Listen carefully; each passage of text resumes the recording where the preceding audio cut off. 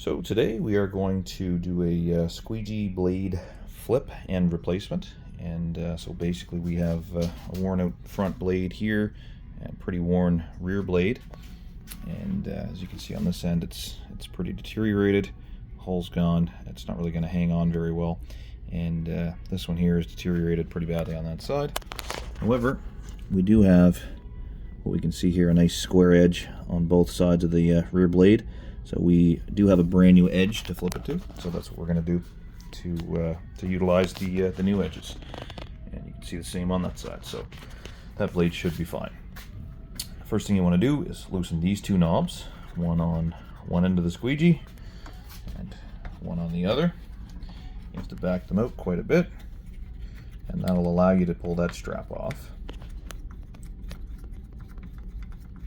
Then you want to push in on the end of this strap on either side simultaneously, and that usually breaks it loose. And then you have to loosen them enough to guide it up and over these little studs that are holding it on either side, and then it'll come right off. Pardon the awkward angles, I'm doing this with one hand. So it allows you to remove the squeegee, and we'll set that aside, we'll clean it, and then we'll reinstall it so that these new edges are what's facing forward. And to remove the front blade, we're actually going to flip the squeegee over, and all four knobs, looks like we are missing a knob and we have a nut here instead, so I'm going to have to grab some tools. And this knob, this knob, and this knob all have to be removed to pull the what we call the faceplate off to remove that. So bear with me 1 second, I'm just going to grab some tools and remove that.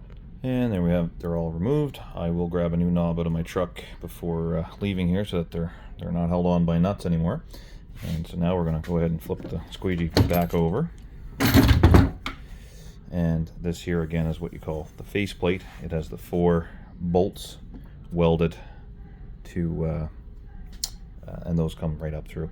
And that's what the knob's attached to. So now this actually, once it's released, like there, the knobs are released, this comes right off.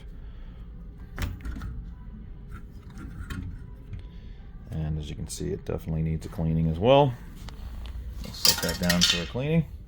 And this whole squeegee will absolutely be blasted out in the sink as well. So this blade will now come out, and looks like we're going to dispose of that and put a new one in. I'm going to clean these up in the sink really quick with some high pressure water, and then I'll be back to reassemble.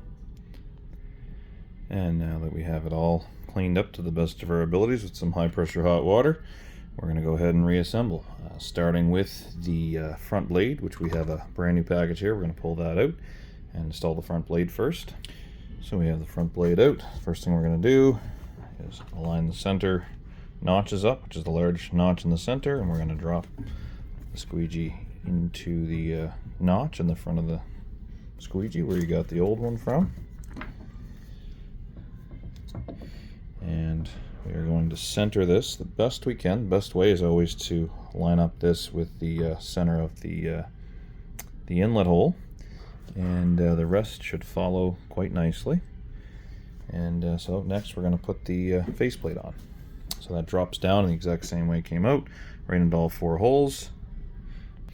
And once you drop it in, you have to go along and line up all the notches in the blade with the faceplate. As you go along, you just make sure that they're all pushed in there all the way across. And then you're going to go to the other side. You're going to put at least 2 of the knobs on, and you're going to tighten them, generally on the ends first. And while we're tightening them with these notches lined up, we're going to push in on this as much as we can comfortably to put some forward pressure on that front blade, and while we're tightening those 2 end knobs, and that's going to allow us to make sure that this blade never falls out.